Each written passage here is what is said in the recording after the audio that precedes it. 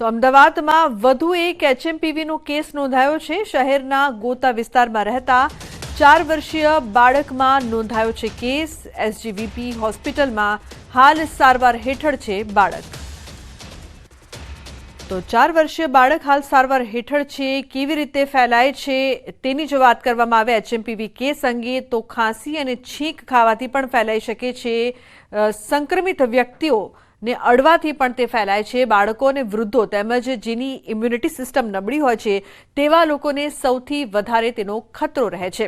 તો વધુ એક એચએમપીવીનો કેસ અમદાવાદમાં નોંધાયો છે। મહત્વનું છે કે જે પ્રકારથી તેના લક્ષણો છે શરદી ઉધરસ શ્વાસ લેવામાં તકલીફ તેવા લક્ષણો જોવા મળે છે। 4 વર્ષીય બાળક હાલ સારવાર હેઠળ।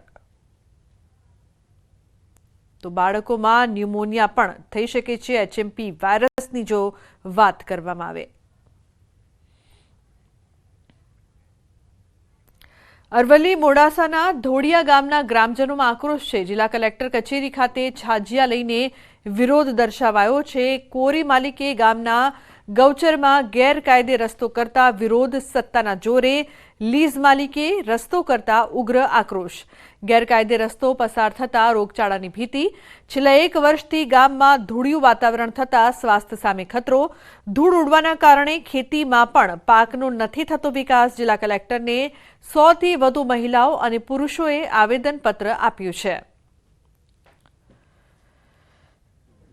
જે ધોળિયા ક્વોરી આવેલી છે તેનો લીગલી રસ્તો ધોળિયા ગામ થઈ અને મડાસના કંપા થઈને છે, પણ આ લોકો ધોળિયાના જે ક્વોરીના લીઝ માલિક છે પટેલ જિગ્નેશભાઈ ડી એમની સત્તાના જોરે અમારા ગૌચરમાં વોટડા ગામના ગૌચરમાં જબરજસ્તીથી રસ્તો કાઢેલ છે। તો અમારા ગ્રામજનોનો સર્વે ગ્રામજનોનો એ રસ્તાનો વિરોધ કરીએ છીએ। અમારા ગામમાં રસ્તો જોર જબરથી કાઢ્યો છે અને અમને બધા લોકોનું થોડી ઉડે છે ત્યાં મને તકલીફ થાય છે। તો હાઈવેના સમારકામ માટે ચક્કાજામ, પોલીસે કરી છે અટકાયત। બિસ્માર હાઈવેના સમારકામ માટે કોંગ્રેસનો ચક્કાજામ। સુરતના નેશનલ હાઈવે 56 પર કોંગ્રેસ કાર્યકરોએ ચક્કાજામ કર્યો છે। ચક્કાજામ કરી રહેલા માંડવીના પૂર્વ ધારાસભ્ય આનંદ ચૌધરીની પોલીસે અટકાયત પણ કરી છે। આનંદ ચૌધરીની અટકાયત કરાતા મામલો ગરમાયો છે। લોકોના ટોળાએ પોલીસ જીપનો કર્યો છે ઘેરાવ। લોકો રોષે ભરાતા પોલીસે આનંદ ચૌધરીને જીપમાંથી ઉતાર્યા। હાઈવે ચક્કાજામ કર્યા બાદ હજુ સુધી તંત્ર કોઈ અધિકારી સ્થળ પર નહીં આવતા મામલો વધુ ઉગ્ર બન્યો છે। બિસ્માર રસ્તા મામલે માંડવીના માલધા ફાંટા નજીક સ્થાનિકો દ્વારા આંદોલનની શરૂઆત કરવામાં આવી છે। જો કે 2.5 કલાકની ચકમક બાદ આખરે સમાધાન થયું હતું। માંડવી મામલતદાર સ્થળે પહોંચતા 15 દિવસમાં કામ શરૂ કરવાની બાહેંધરી આપતા આંદોલન સ્થગિત કરવામાં આવ્યું। તો બિસ્માર હાઈવેના સમારકામ માટે ચક્કાજામ કરવામાં આવ્યો। સુરતમાં ગાંધી નિર્વાણ દિવસે ચક્કાજામથી વિરોધ, બિસ્માર રસ્તાનો વિરોધ, પોલીસે અટકાયત પણ કરી। તો બીજી તરફ રોડ રિપેર કરવાની માંગ પર લોકો અડગ છે, લોકોમાં રોષ છે। પોલીસે આનંદ ચૌધરીની અટકાયત કરી છે। વિરોધને પગલે ચૌધરીને જીપમાંથી નીચે પણ ઉતારવામાં આવ્યા।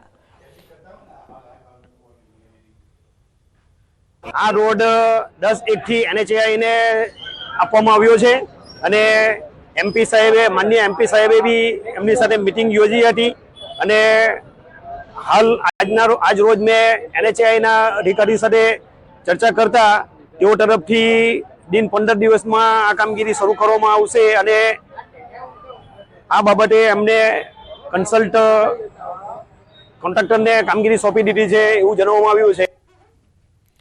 અને મહત્વપૂર્ણ સમાચારની વાત કરીએ તો બનાસકાંઠા જિલ્લા વિભાજનનો વિરોધ હજુ પણ યથાવત।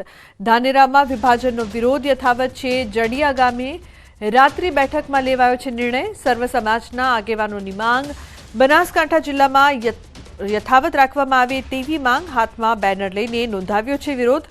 મોટી સંખ્યામાં ગ્રામજનો એકત્રિત થઈને હનુમાન મંદિરે બેઠક યોજવામાં આવી।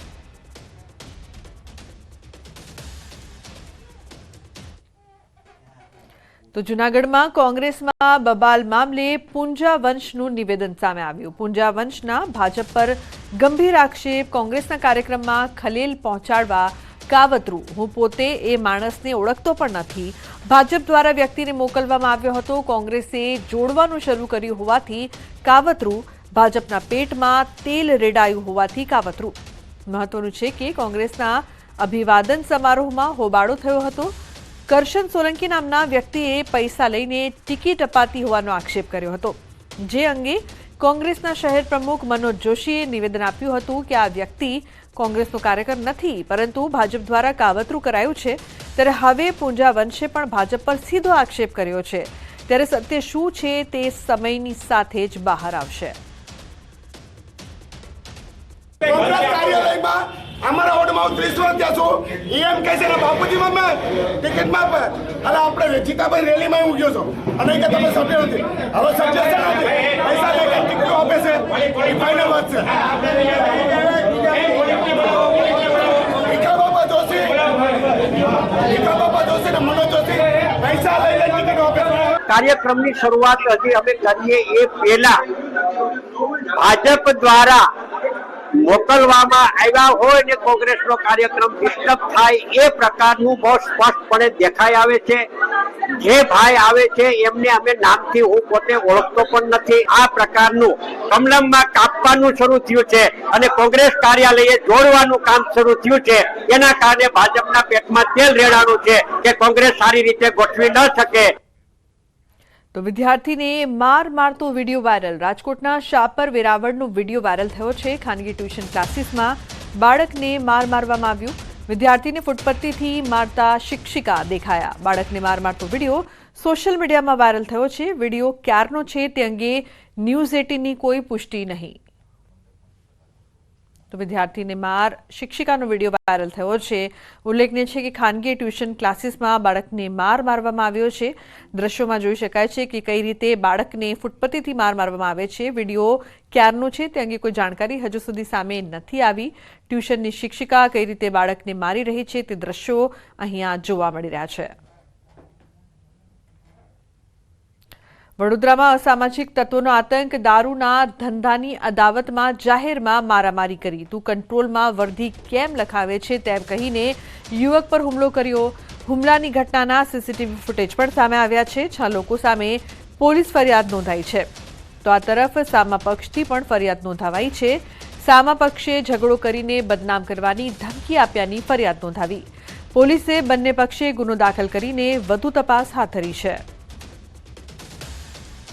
બુટલેગર આકાશ ઠાકરડા નામનો વ્યક્તિ બ્લેક કલરની કાર લઈને આવ્યો હતો. ત્યારે નંબર પ્લેટ વગરની ગાડી. ત્યારે તેઓ અમને જણાવેલ કે અમે ભાલિયાપુરા વિસ્તારમાં રોજનું 100 પેટીનું કટિંગ કરીએ છીએ, ત્યારે સમાચાર લેવા હોય તો તારા પત્રકારોને લઈને ત્યાં આવી જજે.